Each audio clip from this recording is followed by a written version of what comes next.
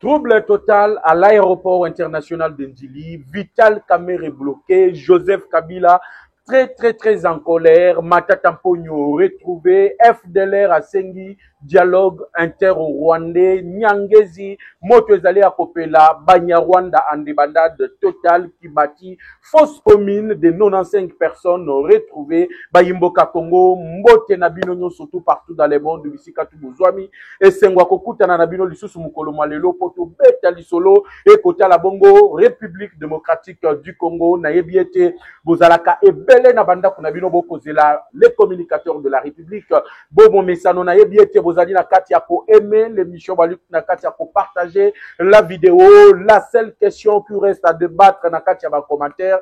Ezali Nyangezi. Fausse commune retrouvée qui bâtit également au nord de la ville de Goma, la frontière entre Nirangongo et la ville de Goma, l'embuscade mortuaire, plus ou moins une centaine de terroristes du M23 ont été assassinés par le volontaire pour la défense de la patrie. Juste un seul mot dans le commentaire, soutien total aux Wazalendo et aux forces armées de la République démocratique du Congo. Les Nations Unies demandent au Rwanda le respect, ya CONOPS Oyo, Ezali, concept d'opération et la procédure pour les retraits, Yabayi M23. Le gouvernement rwandais confirme, les documents viennent de fuiter dans les réseaux sociaux pour l'acceptation, ya Oyo Bango Bazali Kobenga, levé de mesures défensives. Voilà, Batita Oyo Nakosolo, la Nabino Mukolo Malelo, brièvement, Bayimboka Congo, Félix Tshisekedi est en train de crucifier les gens.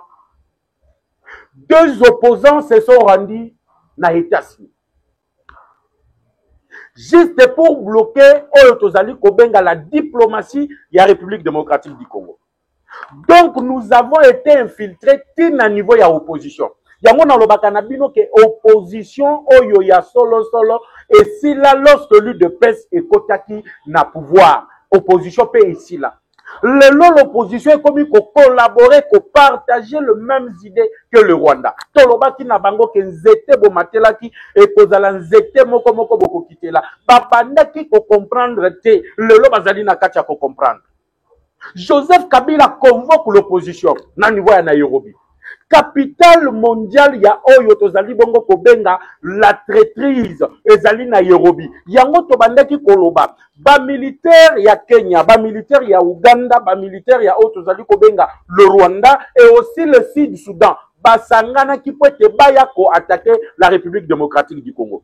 Cette conglomérat, Tozali Kobenga ya ba Tutsi. Pour ça na bango c'est de tuer le véritable Congolais, le remplacer par le Tutsi. La transplantation au niveau de la République démocratique du Congo, yango tangu na sala kémission na lobaka na bino. Et sengeli kosala le veille de la conscience congolaise plutôt. Les Congolais doivent savoir que bitumba eza bitumba Tshisekedi te, mais ezali solo bitumba ya mboka, ezali likambo mabele. Comment na lelo, le soi-disant opposant qui n'arrive pas à nommer l'agresseur, mais qui réclame Tozali Kobenga dialogue, ezali scandale et population ezali koloba au travers des communicateurs de la République que le chef de l'État ne puisse pas organiser le dialogue. Batwana bazana posta ke bajuro ba osala na dialogue Tshisekedi afuta kabango bazana nzala ba opposa ya nzala bazoluka mbongo na ndenge ya dialogue toyebisaki bango dialogue ekozala te. En quoi le dialogue va résoudre la crise à l'est? En quoi kokuta na Tshisekedi na Kabila bitumbe kosila? En quoi kokuta na ya Katika Fayulu na Kabila bitumbe kosila? Bon, la thématique selon laquelle Soki Bakuta di bitumbe kosila. Vous comprenez que Batouana bazali au sol de Yamabumu na bango. Bayoki nzala mbongo zalaki na bango esili, tout ce qu'ils avaient préparé pour Tshisekedi kosimbate. Balobaki 6 mois ya pamba. Tokobeta Tshisekedi coup d'état. Aza civil à pamba. Ayebi na ye le côté. Civil a memi bango pendant 6 ans. Toute la communauté internationale ezali kotia lisusu lika na ngote na oto ezali kobenga le Rwanda. Le Rwanda est aujourd'hui isolé diplomatiquement. Je vous avais dit ici, j'avais fait une analyse globale sur la situation. Il y a accord économique au Fatia Boya qui co-signé du côté de Washington pour vous dire que Tshisekedi Nenga Zaliwana c'est une bénédiction pour la République démocratique du Congo. Batuba Kenda qui Washington. Le Rwanda tout en sachant que Tshisekedi a bloqué bango par rapport ya ba minerai de sang. Le minerai de sang ezali kouta na ba zone ezali sous occupation ya armée rwandaise. Tshisekedi avait bien déclaré cela que toute cette zone là ezali zone ezali rouge et tout le minerai ezali kobimakuna ezali ba minerai du sang.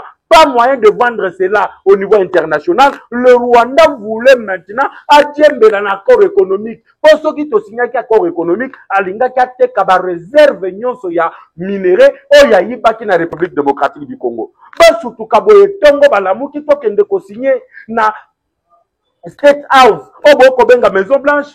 Mbalamoko Fati s'oppose. Il oppose le droit de veto. Alobi ko signer yangote.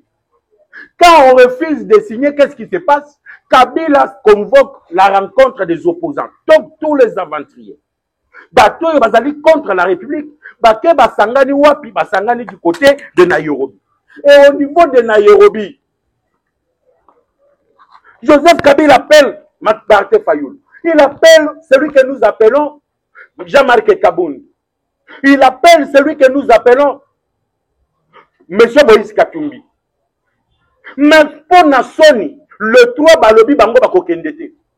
Mais le plus grand traître, comme je l'ai annoncé dans katikati ya émission, o yaza na kati ya union sacrée, azali na biso mais azali ko collaborer na banguna, Monsieur Lwakaningi di King Tatu Vitalo, comme j'aime bien l'appeler, se précipite à prendre l'avion pour se diriger vers Tanzanie. Tanzanie a sali escale kuna critique Nairobi pour participer à la réunion que Joseph Kabila vient de tenir. Depuis très tôt matin qu'il a été bloqué, l'homme n'a pas pu se rendre na conglomérat na bango ya aventurier. Na lobaka na bino muto ya salaki ke tabombe kia koti sa babiloko na bango lokuta en Afrique du Sud, c'était Vital Kamerhe.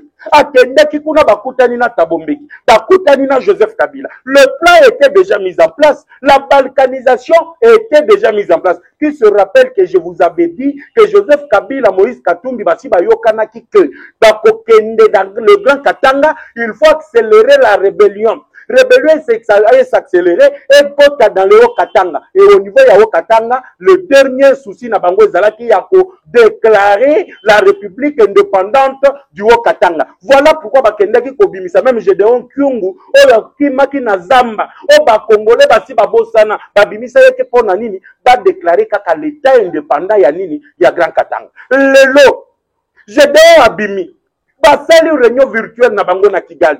Dayokani Nanga au lieu, avant de déclarer l'État indépendant du Kivu, il fallait déclarer l'État indépendant il y a Grand Katanga. Et c'est ainsi que John Numbi a kendaki déjà à niveau de la Côte d'Ivoire, Azali Koluka Lolengani, bakoki ko maîtriser par rapport à la situation de Floribert Chebeya. Même là-bas na vidéo, bazoye charlatan zoye bisa John Numbi, kotanga kombo Kabila te, Azali na makila batu na maboko.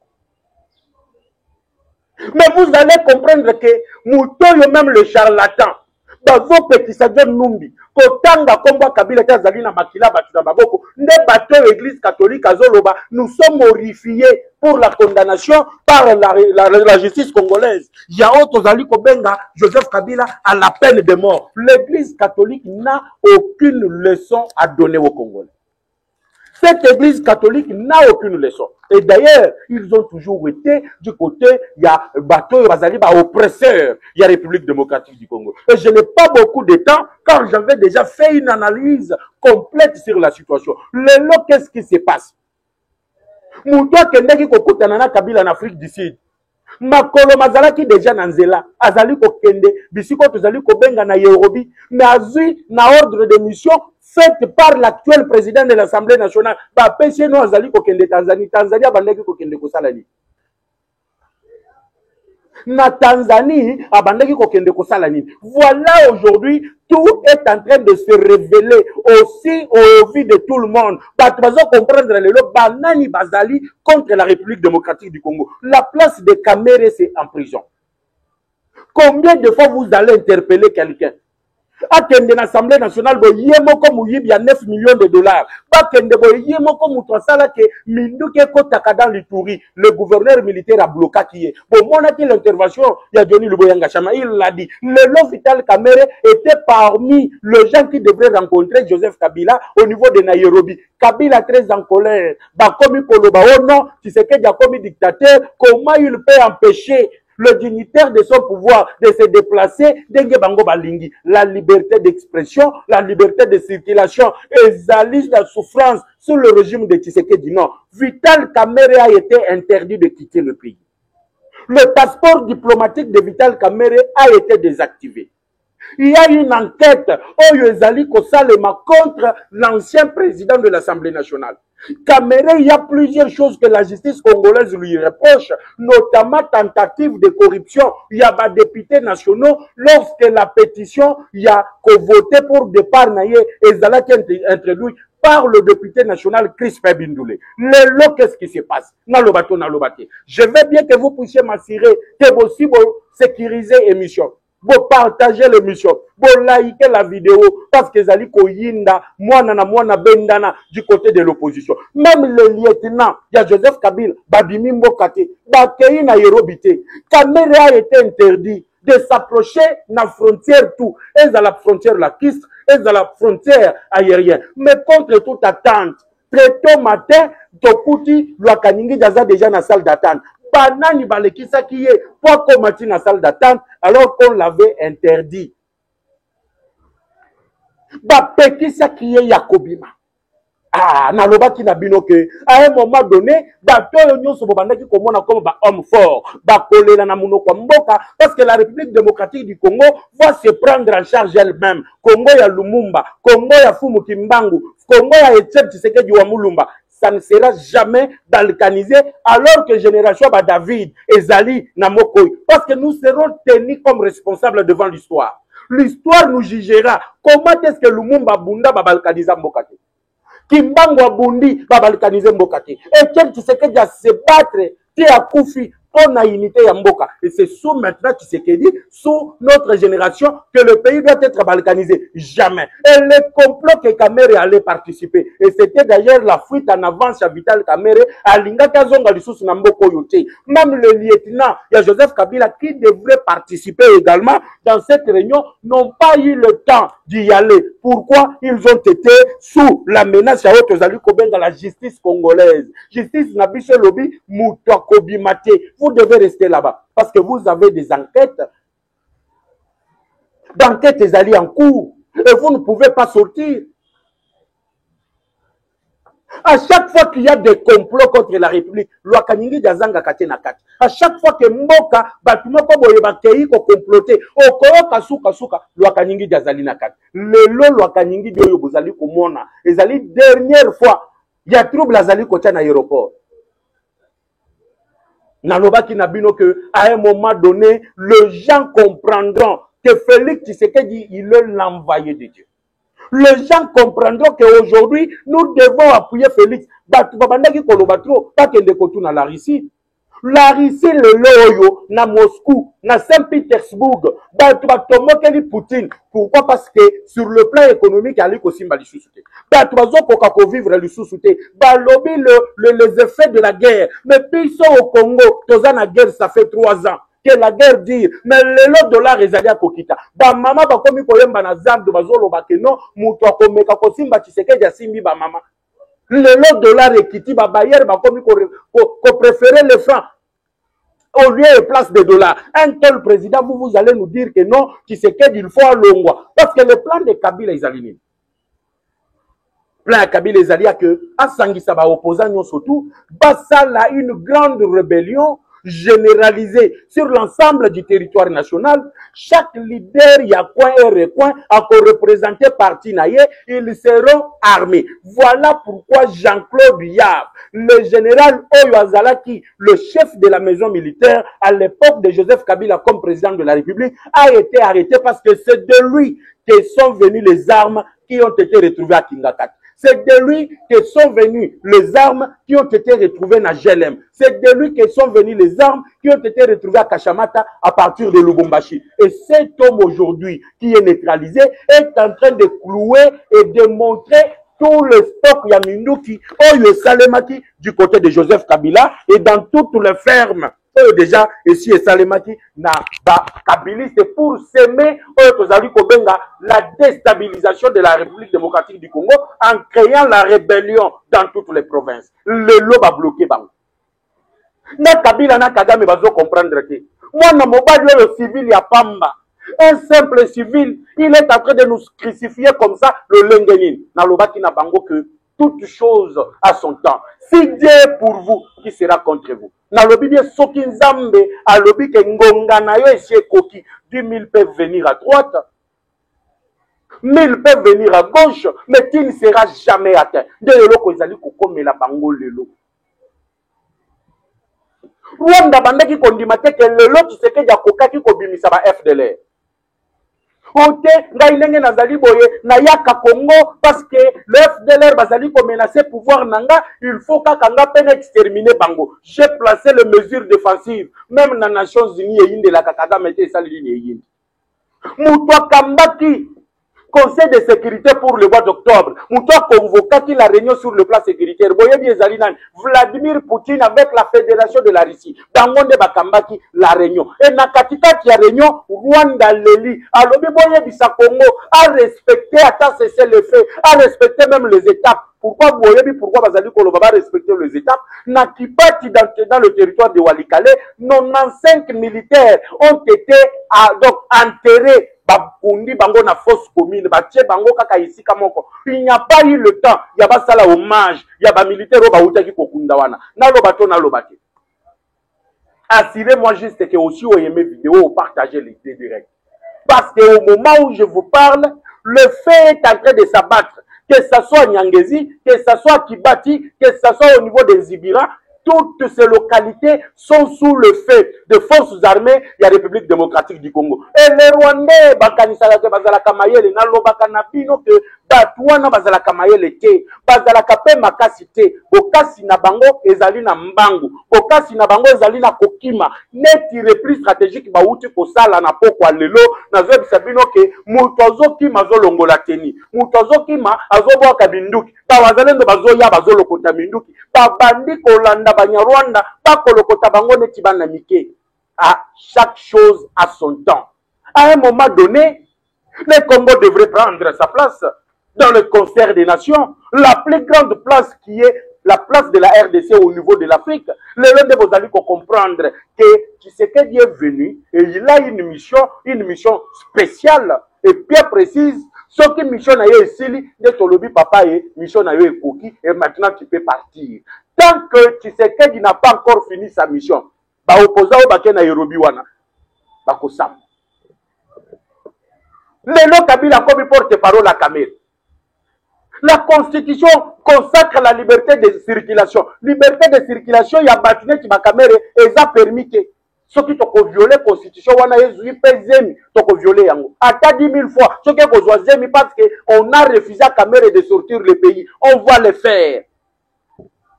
Tozwa kamere ya bimamboka poke ndebo sangana poke bozongi Rwanda parce que il se dit originaire de Walung dans le Sud Kivu et comme ça bande qu'on a vu sur Sud Kivu le véritable Congolais de père et de mère base à la martyrisé base à la donc va vivre toute le peine du monde parce que Kamere lui il est le petit enfant à Pona Maître Naye à Koma Mukanda. Pourquoi j'ai choisi Joseph Kabila à Salaboy à cause de la Kakawana Vondu Yewana Vond, Yewan. Lelo Kamere, l'allié de Vond, Azaliwat. La présidence de l'Assemblée nationale, tout la mouche Azaza, Baché Libanda, Lelo Bakomi Kofinga Yemeboji. Ote, Yemeboji, c'est un traître. Comment est-ce que si player naye, a quelqu'un qui voter, a quelqu'un qui signer pétition, Makambwa Yemeboji a Wazalité. Laissons-nous des Congolais, Toloba Makambwa Kotala ba Congolais, entre Bisso na Bisso. Le FDLR, Balobi Bango Bazoko ta Rwanda. comme le Congo a dit pas déposer Minduki, to ya na niveau ya Monisco, to ya kotika Minduki na biso, to se rendre au Rwanda, nous voulons rentrer chez nous, wana ba FDLR, wana Rwanda lisusu azana iloko koloba te, Kagame aza lisusu ne loko moko te ya koloba. Toloba ki na bango ke, un moment viendra où vous allez chercher même Lucie, même de sortir par la fenêtre au Congo et Kozalaki. Vous allez entrer au Congo vivant, mais vous allez ressortir cadavre. Pas FDLR balobi totiki mandu. Tolingi tokende komitika. Communiquer bimi, le communiqué qui est vrai, la communication qui est authentique. Les États-Unis batali boy, tu sais qu'il a dit aux États-Unis qu'il est prêt pour faire la paix. À quelle Nations Unies, à quelle Union Européenne plutôt, la capitale même il y a Europe. À lobby, monsieur le président, à peine il n'a qu'à monsieur le président. Tu sais qu'il dit il faut qu'il s'aba congolais tout. Na monde wana yo ozali. Diplomatie wana ozali. Il faut ba congolais tout baye. Les non-initiés baye ba fingi tu sais que dit bomoni mutu na bino président na bino aza Constantin président na bino boye na boye ba fingi tu sais que le résultat ya makamu tu sais que jasala ki na Union européenne yango le Kagame mazo zanga lisusu réseau ya kopesa. C'est qui ne veut pas la paix. Vous avez vu du côté de Washington, celui qui avait refusé de signer l'accord. Et aujourd'hui, maintenant, vous allez me condamner comment? Tu sais que il y a une Union européenne, il y a papa et tout ça là, kimia, il y a pas brave. Donc, tout ça là, kimia, il y a mibali. Tout ça, mibali. Il faut tout qui kaba makamwan. Yebisa batina ya M23, batika koboma bande konanga ya ba Congolais. La réaction de Kagame Zalakini. Parce que Zana Bizengi, Congolais, permettez-moi les termes, qu'ils n'entendent pas et ne savent même pas. Ils ne sont pas initiés dans la diplomatie. Babandi Kofinga Boko Jamboka. Tu sais qu'il y a ignorant. Ça, c'est de la faiblesse. Ça, c'est ceci. Mais pourquoi tu sais qu'il l'avait fait? La diplomatie, tous les gestes comptent. Toutes les paroles comptent. Les lois Union européenne. On dit, les États-Unis d'Amérique. Bazo condamner le Rwanda balobi Tshisekedi dans la vidéo alobi alingi kima bino mi balebo sala kimia kaka balobi non mais le FDLR d'abord FDLR armé du mission communiqué lobby tout le groupe armé FDLR désarmé rendez-vous à la MONUSCO par de ça lobby et pas nanga kutute et pas kaka MONUSCO pour communauté internationale et comprendre c'est que les deux réseaux de Paul Kagame et Tshisekedi le balaye dans l'espace de 24 heures. Donc, on dit Kagame aye kosala communiqué na ye, ya koloba ete azilingi a lever les mesures défensives. Pas mesures défensives wana abandaki koluka a lever yango te. Pourquoi? Parce que lelo bauti ko attaquer ba FDLR dans le territoire de Rutshuru où le FDLR bazwa lobi totiki manduki toketo se rendre na MONUSCO. Maintenant le Rwanda a attaqué les positions de FDLR. Pour FDLR est balouké la FARDC balo basiko que no bomoni FARDC comme ko s'attaquer na contre ba FDLR et maintenant le Rwanda doit rester au Congo pour traquer les FDLR. Toloba ki na bango boko mata boko kita boko sale le côté. Le sort maintenant des affrontements. Oh, le Salemi na territoire ya Rutshuru, c'est une centaine de morts du côté du M23. C'est une centaine de morts du côté de l'armée rwandaise. Bazana kata kokende na faire en groupe et en détail. Nous sommes en train de les amener petit à petit. Satan est étonné de voir mipiku ya milimu wa batu ezali koya na lifelo. Oh, tu vois, puis wote Kinshasa na Tshisekedi batu babomi biso na bombardement. Botuna kite avant boya. Colonel Abato Outu Kosilisa cursus militaire na ye na Rwanda. Directement kende kwapi kende na Walikale, kende na Kibati. Au moment où je vous parle, enterré dans une fosse commune. Enterré dans une fosse commune. Ba Rwanda bazo comprendre te ba komi kotuna mais tu sais que di minuto ya ko beta biso azu yango wat des drones kamikazes. Ba drone eko frapper bango bali komona ngote. Les drones qui sont invisibles même na niveau ya radar. Radar eko mona yangote. Ba komi tuna bango na bango. Minduke yeko uta wapi? Ezo uta na Burundi, ezo uta na Uvira, to ezali ko uta wapi? Le Congo est en train aujourd'hui de prendre le dessus. Tous ceux qui se sont organisés, tous ceux qui ont décidé de déstabiliser la République, partout où ils sont, Bazana Kachakolela. J'ai parlé de l'Okanyingi. À chaque fois que Kabila a des réunions à l'extérieur, il est à Yaka. Il est le plus grand participant. Même la France a zali kokoka pour protéger les sous-camérétés. ba FDLR bobandaki koyemba bango wana ba se manifester ba yebisi Union européenne nous avons l'intérêt d'aller faire le dialogue inter-rwandais kaka malobi awa ngai na sili okosila aujourd'hui tu n'as pas le soutien il y a pas multinational le lot Zalina soutient que ça soit économique, militaire, voire même financier. Et il est sous le régime des sanctions. Autres Zali Kobenga, il y a information. Mathieu Balouki, les sanctions qui étaient du côté du Congo et Balouki est commis du côté du Rwanda. Le lot Moteza Kopela. Et nous demandons au phare des sièges. Au moins, il y a Ote Bayokani, on a makamba cessé le fait. Il n'y aura plus le cessez le fait du côté congolais. Plus question de cesser le fait.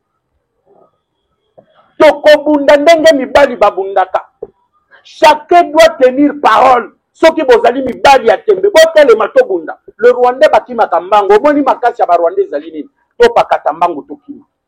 Awa masolo baby il faut penza o baluba ka penza ke makolobi ki sanga iso ki tobiki na kopiki na kosombelo sapat. Parce qu'ils ont enlevé des tenues, ils ont déposé les armes. Et ils ont pris la poutre d'escampette. Chacun cherchait là où il faut se cacher. Même ma peine à Bango Zalini. La population savait déjà que Bazalakana et Sika Songolo Pakala. Par côté li Bango, même au sein, il y a ma résidence. Babandi Siko Kolokota Banyarwanda. Bazokanga. Bameli Bango, c'est la troisième zone de défense. Et pas Yamasunzu Pacifique. Yamona Lobakana Basunzu Pacifique. Il y a des gens qui aujourd'hui, Bayimboka Congo, ils doivent être exfiltrés au niveau de l'armée. J'ai parlé ici, il y a autres Ali Kobenga, l'infiltration. Ils sont comment infiltrer, même au niveau de l'opposition. Même l'opposition, il y a Bisso, il y a Congo, et comment infiltrer. Vous allez voir que lorsque sur les réseaux sociaux, vous allez comprendre, peuple congolais, qu'il y a les gens. On va relayer les positions du Rwanda. Il y a les gens qui parlent pour la cause du Rwanda, mais qui sont des Congolais. Ils sont payés pour prêtre l'église catholique, bazali ko réclamer dialogue. Dialogue wana batamboli monde mobimba mbongo ya ba voyage basala et uta na Rwanda. Il y a des journalistes qui sont payés par le Rwanda. Il y a également les opposants qui sont payés par le Rwanda. Total latine à niveau, il y a que Kabila na Katumbi, basangisi 8 millions de dollars, bafuti ba américain, ba kende, ba ponako dénoncer, ou soit pas ça la été, dit Luana ya RDC, na États-Unis, et ça les maté, et Koufa, on a nini, on a intérêt na bango. Parce que ceux qui disent Luana et Salemi, ça sera Tshisekedi qui va gagner. Non, ce n'est pas le problème ici de Tshisekedi, ce n'est pas le problème ici, il y a régime, il y a Tshisekedi, na réussite, il y a Tshisekedi lui-même, mais c'est un problème, il y a réussite, il y a Mboka, c'est un problème de la réussite de toute une nation. Kamere au Sambwe, Nyangezi kuna ba Rwandais ba Sambwe, Kibati kuna ba Rwandais ba Sambwe. Nations Unies lo bakate salini ni lo. Mitindo ya kate salini ni ezwami. Et le temps va nous donner encore raison. Les gens vont comprendre que le temps est déjà révolu. Nous ne sommes plus dans un temps où nous allons écouter les ondits. Otokoyo kabatwana balobini ni te. Rwanda a mis kosaki époque. Ya kanisa ki ketozana 1997. Rwanda kanisa ki ketozali na 2001. Rwanda kanisa ki ketozana 2012. Yango mona ki Vital Kamerhe ba utu kwa mpesha bimalibanda mboka te. L'homme était déjà prêt. Ya kolongo la recommandation, ya Mbosso, oyo Mbosso alobaki na gouvernement lorsqu'il était président de l'Assemblée nationale qu'il n'y aura plus brassage, il n'y aura plus mixage. Il y avait une recommandation qui a été votée à l'unanimité par l'Assemblée nationale. Sous Mbosso à la kisa biso ba député ba collaborer kana ba groupe armé. Caméra yé, pour naye il faut brassage et mixage. Ceux qui me conduisent lobby, oui, il y a lobby, non. Ceux qui me conduisent lobby, non, il y a lobby, oui. Tout ça, c'est quoi? Il jouait le jeu de l'ennemi. Le plus grand traître vient encore d'être cloué. Bokoki kosala makele. Vous pouvez dire, oh, le nyon sobolingi. Il n'y aura plus rien. Il n'y aura plus rien.